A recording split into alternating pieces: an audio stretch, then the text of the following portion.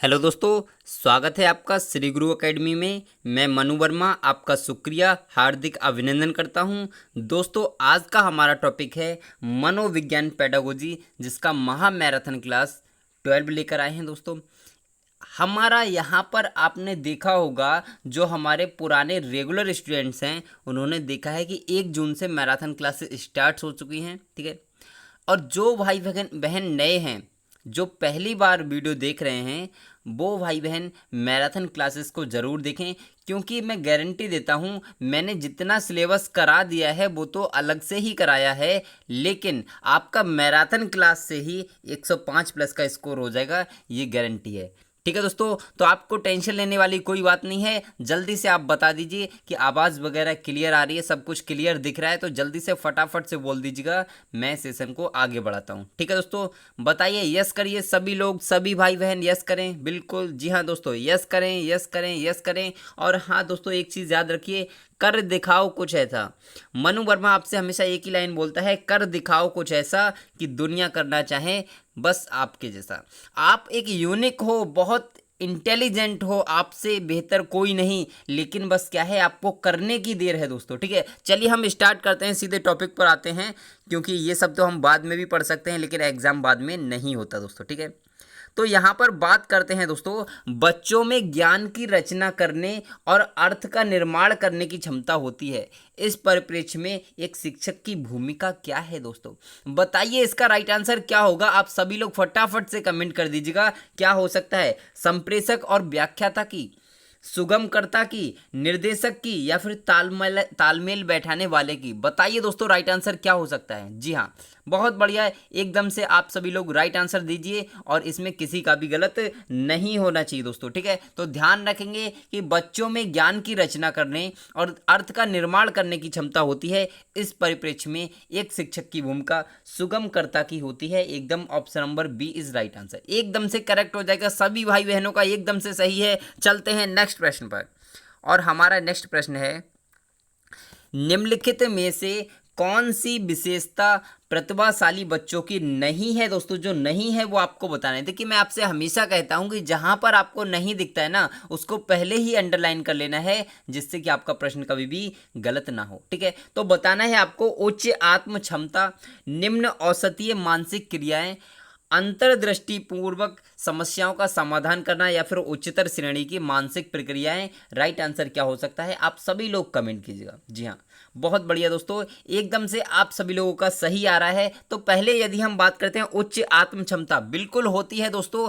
बच्चा जो होता है प्रतिभाशाली, उसमें सोचने समझने की क्षमता बहुत उच्च श्रेणी की होती है, अपने आप को समझने की भी। ठीक है, अगर हम बात करें निम्न औसतीय मानसिक प्रक्रिया, देखिए निम्न औसत मानसिक प्रक्रियाएं नहीं होती हैं, यानी कि निम्न श्रेणी की मानसिक प्रक्रियाएं नहीं होती हैं, उच्च श्रेणी की होती हैं। ठीक है, तो ये गलत हो जाएगा ऑटोमेटिक। अंतर्दृष्टिपूर्वक समस्याओं का समाधान बिल्कुल ठीक है। उच्चतर श्रेणी की मानसिक प्रक्रियाएं एकदम ठीक है। Option number B is right answer, क्योंकि इसमें पूछा है नहीं, तो नहीं वाला आपका एकदम से राइट हो जाएगा। चलते हैं नेक्स्ट प्रश्न पर, और हमारा नेक्स्ट प्रश्न है, देखिए दोस्तों, मैं आपसे 1000 बार बोल चुका हूं, लेकिन फिर आपसे एक बार कहता हूं कि आप सीटेट एग्जाम देने से पहले कोहलबर्ग, प्याजे, वाइगोस्की, इनको अच्छे से पढ़ लीजिए, बहुत अच्छे से। ठीक है, क्योंकि यहां से कम दोस्तों 10 नंबर के प्रश्न आपके सीटेट में आते हैं, कोहलबर्ग, प्याजे और वाइगोस्की, इनके सिद्धांत से। ठीक है, तो यदि आपने नहीं पढ़ा है तो इधर जाइए, इधर आपको आई बटन दिखेगा, यहाँ पर आपको आई बटन दिखेगा, उस पर क्लिक करेंगे, आपको प्याजी, वाइगोस्की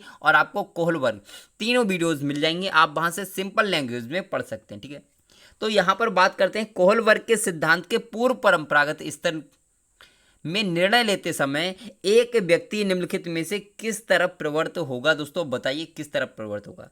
पूर्व परंपरागत स्तर की बात की जा रही है। ठीक है, बताना है, व्यक्तिगत आवश्यकताएं तथा इच्छाएं, व्यक्तिगत मूल्य, पारिवारिक अपेक्षाएं के अनुसार कोई नैतिक कार्य, या फिर अंतर्निहित संभावित दंड। बताइए दोस्तों, क्या हो सकता है इसका राइट आंसर? तो यदि आपने कोहलबर्ग का सिद्धांत पढ़ा होगा, जो मेरे रेगुलर स्टूडेंट्स हैं, रेगुलर स्टूडेंट्स नहीं दोस्तों, भाई बहन, स्टूडेंट्स तो मतलब शिक्षकों के होते हैं, लेकिन मेरे तो आप भाई बहन हो ना, तो मैं स्टूडेंट्स नहीं कह सकता। ठीक है, तो मेरे जो रेगुलर भाई बहन हैं उन्हें पता होगा कि इसका राइट आंसर क्या होगा। ठीक है, तो मैंने आपको बताया था, जब मैंने आपको पढ़ाया, कि जब भी पूर्व परंपरागत स्तर की बात होती है तो बच्चा क्यों डरता है, तो आपको पता है दंड के डर से डरता है, उसे भय रहता है कि मैं यदि काम नहीं करूंगा तो मेरी पिटाई लगेगी। तो यानी कि option number D is right answer, एकदम से सही हो जाएगा। चलते हैं नेक्स्ट प्रश्न पर, और हमारा नेक्स्ट प्रश्न है, जी हाँ दोस्तों, बहुत अच्छा प्रश्न है। स्लाइड को थोड़ा सा छोटा करते हैं जिससे कि आपको पूरा क्वेश्चन दिख जाए। शिक्षार्थियों अधिगम करता, देखिए शिक्षार्थी कौन होता है, अधिगम करता, यानी कि सीखने वाला शिक्षार्थी होता है, ठीक है। कि वैयक्तिक विभिन्नताओं के संदर्भ में शिक्षिका को क्या करना चाहिए, आप बताइए। निगमनात्मक पद्धति के आधार पर समस्याओं का समाधान करना चाहिए, कलन विधि एल्गोरिदम का अधिकतम प्रयोग करना चाहिए, याद करने के लिए शिक्षार्थियों को तथ्य उपलब्ध कराना चाहिए, या फिर विविध प्रकार की अधिगम परिस्थितियों को उपलब्ध कराना चाहिए। जल्दी से आप सभी लोग कमेंट कीजिएगा। जी हाँ, बहुत बढ़िया, कमेंट कीजिएगा, सभी भाई बहन कमेंट करें। जी हाँ, राइट आंसर देखिए, हमेशा क्या होता है कि आप जब कमेंट करते हैं ना, तो उससे क्या होता है, इससे दो फायदे होते हैं। एक फायदा ये होता है कि मुझे थोड़ा सा खुशी होती है, ठीक है। दूसरा फायदा ये होता है कि जब आप कमेंट करेंगे तो प्रश्न को अच्छे से पढ़ेंगे, और अच्छे से पढ़ने के बाद आपके माइंड में वो प्रश्न हमेशा के लिए सेट हो जाएगा। तो आपके बहुत सारे फायदे होते हैं यहाँ पर कमेंट करने के, ठीक है। तो बताइए इसका राइट आंसर क्या हो सकता है। तो बिल्कुल सही दोस्तों, ध्यान रखिए, अगर आपको व्यक्तिगत विभिन्नताओं के संदर्भ में शिक्षिका को क्या करना चाहिए, अगर ये पूछा जाए तो आपको क्या करना है, विविध प्रकार की अधिगम परिस्थितियों को उपलब्ध कराना। मतलब बच्चा अधिक से अधिक अधिगम कब कर सकता है, ऐसी परिस्थितियां उपलब्ध कराना है दोस्तों, यही आपका राइट आंसर हो जाएगा, ठीक है। चलते हैं दोस्तों नेक्स्ट प्रश्न पर, और आज का हमारा नेक्स्ट प्रश्न है, निम्नलिखित में से कौन सा बाल विकास का एक सिद्धांत नहीं है। दोस्तों जो बाल विकास का सिद्धांत नहीं है वो आपको बताना है। मैं आपसे हमेशा कहता हूं, जहां पर आपको नहीं दिखता है उसको पहले अंडरलाइन करना है, ठीक है। विकास के सभी क्षेत्र महत्वपूर्ण हैं, सभी विकास परिपक्वन तथा अनुभव की अंतः क्रिया का परिणाम होते हैं, सभी विकास तथा अधिगम एक समान गति से आगे बढ़ते हैं, या फिर सभी विकास एक क्रम का पालन करते हैं। बताइए दोस्तों राइट आंसर क्या हो सकता है। आप सभी लोगों का किसी का भी गलत नहीं होना चाहिए। तो आप सभी लोग जानते हैं विकास के सभी क्षेत्र महत्वपूर्ण हैं, बिल्कुल सही है। शारीरिक विकास भी होना चाहिए, संवेगात्मक विकास भी होना चाहिए, मानसिक विकास भी होना चाहिए, शारीरिक विकास भी होना चाहिए, एकदम से सही है। सभी विकास परिपक्वन तथा अनुभव की अंतः क्रिया का परिणाम है, बिल्कुल एकदम से राइट है, ठीक है। आप सभी लोग जानते हैं। और नेक्स्ट ऑप्शन है सभी विकास तथा अधिगम एक समान गति से आगे बढ़ते हैं, ये आपका गलत हो जाएगा। और सभी विकास क्रम का पालन करते हैं, आप सभी लोग जानते हैं, यही आपका राइट आंसर हो जाएगा। क्योंकि इसमें पूछा गया है कि जो नहीं है वो आपको बताना है। देखिए विकास कभी भी एक समान गति से आगे नहीं बढ़ता, ठीक है। हमेशा विकास, देखिए मान लीजिए किसी का विकास हो रहा है सांवेगिक, ठीक है, तो सांवेगिक विकास और शारीरिक विकास दोनों अलग अलग होंगे, और उनमें अधिगम का जो टाइप होगा ना, अधिगम करने की जो क्षमता होगी वो भी कहीं ना कहीं अलग होगी। तो आपका राइट आंसर हो जाएगा option number C is right answer. चलते हैं नेक्स्ट प्रश्न पर, और हमारा नेक्स्ट प्रश्न है, जी हाँ दोस्तों, हमारा नेक्स्ट प्रश्न है, निम्नलिखित में से कौन सा आकलन करने के लिए सबसे उपयुक्त तरीका है, वो आपको बताना है। आकलन शिक्षण अधिगम में अंतर्निहित प्रक्रिया है। आकलन एक शैक्षणिक सत्र में 2 बार करना चाहिए, शुरू में और अंत में। आपको करना है क्या, शुरू में और अंत में 2 बार करना चाहिए शैक्षणिक सत्र में, मतलब एक साल में 2 बार। आकलन शिक्षक के द्वारा नहीं बल्कि बाह्य एजेंसी के द्वारा करना चाहिए। आकलन सत्र की समाप्ति पर करना चाहिए। कौन सा सबसे उपयुक्त तरीका हो सकता है, ठीक है दोस्तों, बताइए इसका राइट आंसर क्या होना चाहिए। आप किसी का भी इसमें गलत नहीं होना चाहिए प्रश्न। तो ध्यान रखिए, आकलन एक शैक्षणिक सत्र में 2 बार करना चाहिए, एक शुरू में और एक अंत में, बिल्कुल सही हो जाएगा। कुछ लोगों ने लगाया होगा लेकिन ये गलत होगा, ध्यान रखिए दोस्तों, गलत होगा। आकलन शिक्षण अधिगम में अंतर्निहित प्रक्रिया है दोस्तों, ये एकदम से सही है। और आकलन क्यों करते हैं हम, आकलन इसलिए किया जाता है जिससे कि बच्चों की कमियों को हम जान सके, बच्चों ने कितना सीखा और कितना सीखने की अभी आवश्यकता है, ठीक है दोस्तों। एकदम से मज़ेदार मज़ेदार, अगर अच्छा लगा हो तो एक बार लाइक कर दें, लाइक कर दें दोस्तों, यदि आपको अच्छा लगा हो तो, ठीक है। जी हाँ। नेक्स्ट प्रश्न आता है, निम्नलिखित में से कौन सा सृजनात्मकता से संबंधित है। जो सृजनात्मकता से आपको संबंधित लगता है उस पर आपको टिक करना है।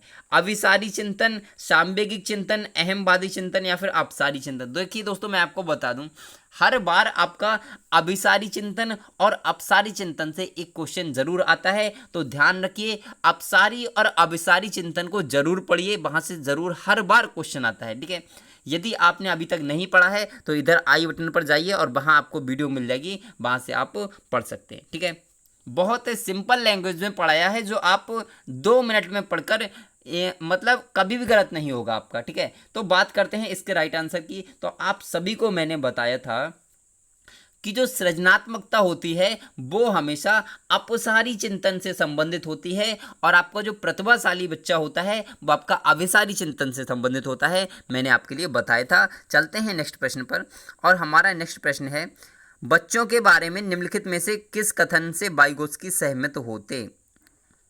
जी हाँ, किस कथन से वाइगोत्स्की सहमत होते ये आपको बताना है। बच्चे तब सीखते हैं जब उनके लिए आकर्षक पुरस्कार निर्धारित किए जाते हैं। क्या ये हो सकता है? बच्चों के चिंतन को तब तक समझा जा सकता है जब प्रयोगशाला में पशुओं पर प्रयोग किए जाएं। बच्चे जन्म से शैतान होते हैं और उन्हें दंड देकर नियंत्रित किए जाना चाहिए। या फिर बच्चे समवयस्कों और वयस्कों के साथ सामाजिक अंतःक्रिया के माध्यम से सीखते हैं। बताइए दोस्तों, राइट आंसर क्या हो सकता है। यदि आपने वाइगोत्स्की का सिद्धांत पढ़ा है तो आप सभी लोग इस प्रश्न को एकदम से फटाक से लगा दोगे, और कुछ लोगों ने लगा दिया एकदम से। Option number D is right answer. Vygotsky ने कहा था, क्या कहा वाइगोत्स्की ने, कि बच्चा हमेशा सामाजिक क्रियाओं के द्वारा सीखता है, सामाजिक अंतः क्रियाओं के द्वारा। ठीक है, और ग्रुप डिस्कशन में सबसे ज़्यादा सीखता है, यह भी उन्होंने ही बताया था। ठीक है, अब दोस्तों इस प्रश्न की बात करते हैं। ये प्रश्न बहुत ही इंपॉर्टेंट है, बहुत ही इंपॉर्टेंट प्रश्न है दोस्तों ये। ठीक है, बताएंगे इसका राइट आंसर क्या हो सकता है। बच्चों के बारे में आपको बताना है कि बच्चों के बारे में कौन सा कथन एकदम से सही है दोस्तों। ठीक है, बताइए इसका राइट आंसर क्या हो सकता है कि बच्चे चिंतन में वयस्कों की भांति ही होते हैं।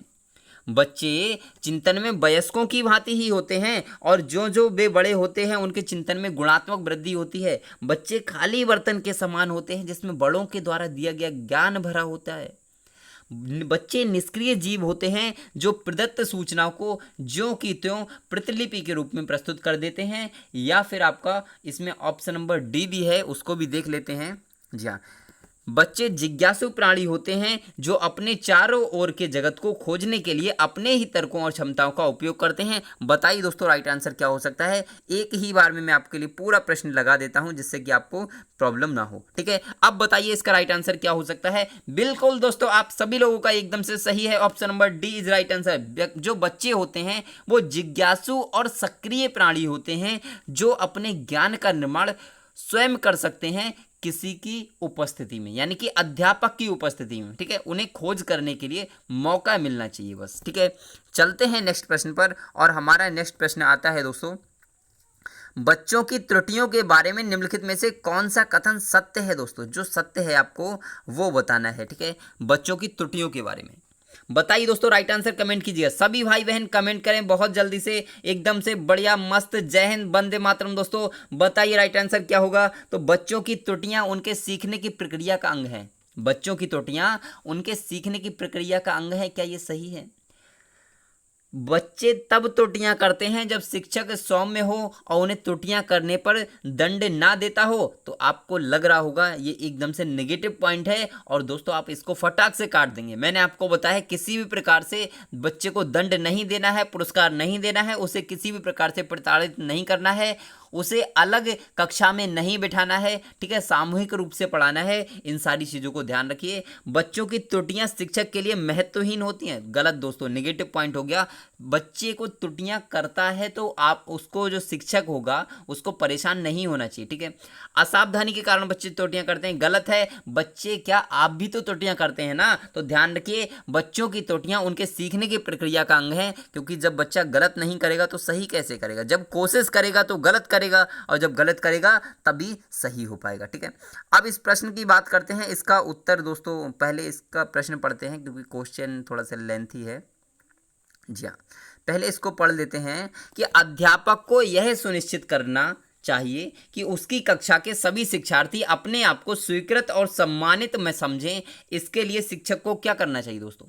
वंचित पृष्ठभूमि से आने वाले बच्चों का तिरस्कार करें ताकि वे अनुभव करें कि उन्हें अधिक कठोर परिश्रम करना है। बताइए दोस्तों, क्या ये हो सकता है? जल्दी से आप सभी लोग कमेंट कीजिएगा। या फिर हम बात करें नेक्स्ट ऑप्शन की, उन शिक्षार्थियों का पता लगाएं जो अच्छी अंग्रेजी बोल सकते हों और संपन्न घरों से हों तथा उन्हें आदर्श के रूप में प्रस्तुत करें। क्या ये हो सकता है? नेक्स्ट है, अपने शिक्षार्थियों की सामाजिक और सांस्कृतिक पृष्ठभूमि की जानकारी प्राप्त करें और कक्षा में विविध मतों को प्रोत्साहित करें। या फिर कड़े नियम बनाएं और जो बच्चे उनके पालन ना करें उनको दंड दें। बताइए दोस्तों, राइट आंसर क्या हो सकता है? आप सभी लोग राइट आंसर कमेंट करें। मैं एक ही बार में आपका प्रश्न लगा देता हूं यहां पर, जिससे कि आपको किसी भी प्रकार की समस्या ना हो दोस्तों, ठीक है।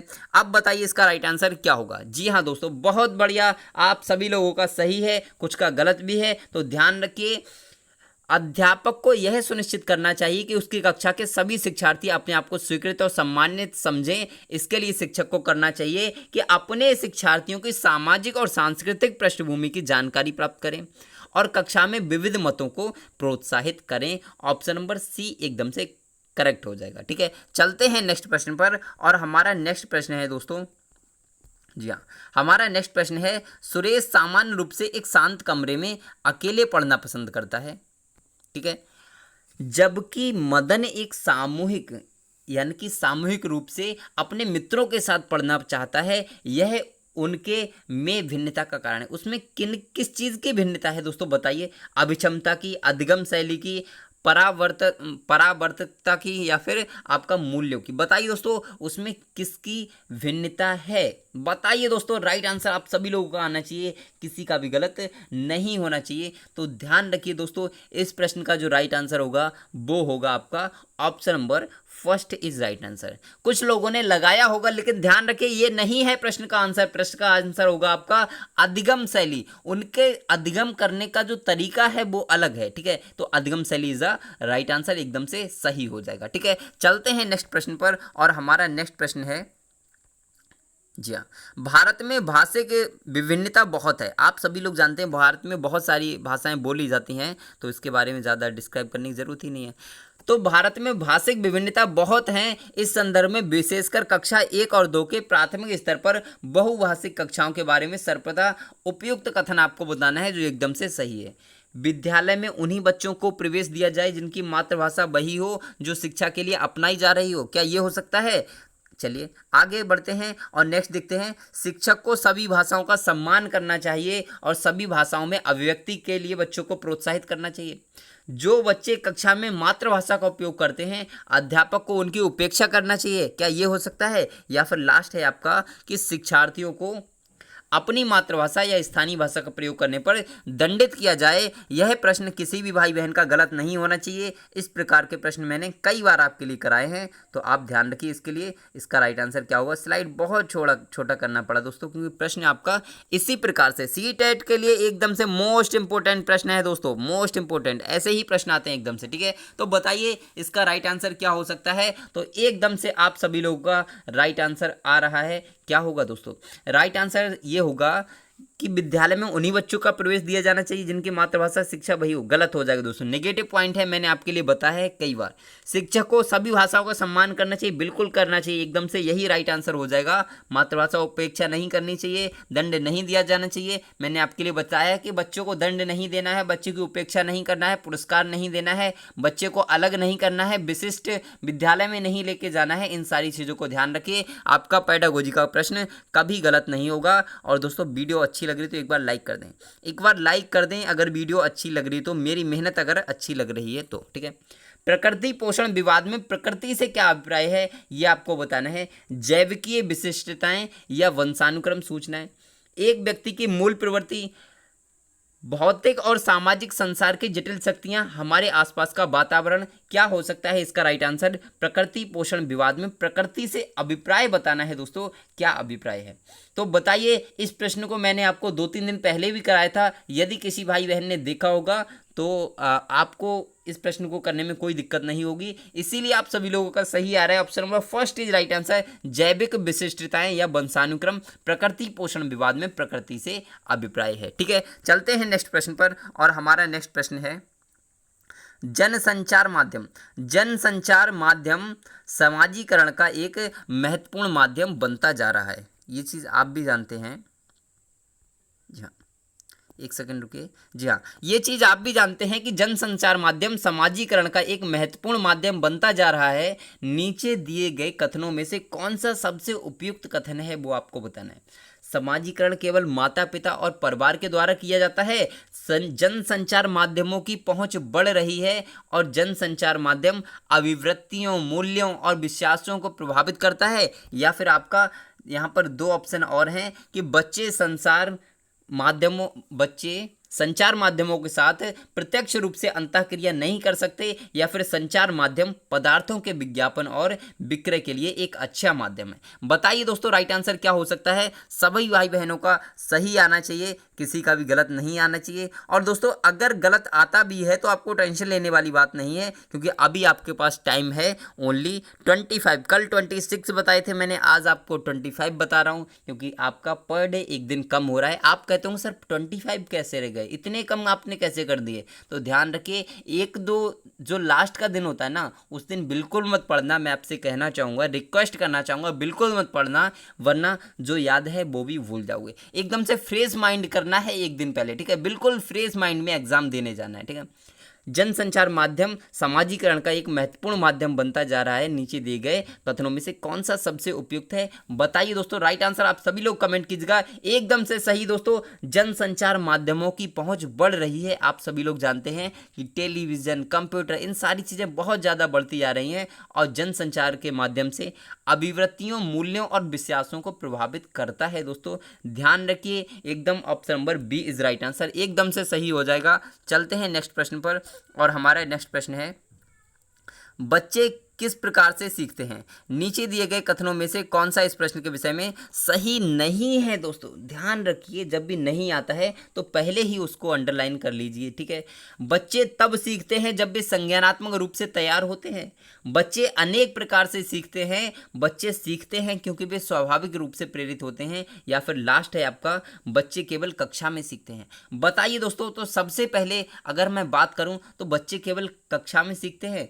पहला प्रश्न की बात करते हैं, ठीक है, पहले ऑप्शन की, बच्चे तब सीखते हैं जब संज्ञानात्मक रूप से तैयार होते हैं। बिल्कुल सही बात है। आप हों चाहे बच्चे हों, जब आप अपने आंतरिक मन से अगर तैयार हैं तभी आप कार्य को अच्छे ढंग से कर सकते हैं और सीख सकते हैं। एकदम से सही है, बढ़िया है। ठीक है, बच्चे अनेक प्रकार से सीखते हैं, बिल्कुल सही है। हर बच्चा अलग प्रकार से सीखता है। कोई आपने देखा होगा बोलकर याद करता है, कोई चुपचाप से याद कर लेता है, मतलब आवाज़ ही नहीं निकलती उसके मुंह से। बच्चे सीखते हैं क्योंकि वे स्वाभाविक रूप से प्रेरित होते हैं, बिल्कुल सही है। यानी कि option number D is right answer, क्योंकि ये नहीं होता है। बच्चे केवल कक्षा में सीखते हैं, ऐसा गलत है। एनसीएफ ने तो यहाँ तक कहा है कि बच्चा हमें कैसे पढ़ाना है, तो उसे बाहरी जीवन से जोड़कर पढ़ाना है। ठीक है, किताबी ज्ञान नहीं है इसका। स्कूल में जो पढ़ाया जाता है, विद्यालय में, वही केवल ज्ञान नहीं है, ज्ञान बाहर भी है। ठीक है, ध्यान रखिए। नेक्स्ट प्रश्न, प्राथमिक विद्यालय शिक्षक को अपने शिक्षार्थियों को अभिप्रेरित करने के लिए निम्नलिखित में से किस रणनीति को अपनाना चाहिए, बताइए।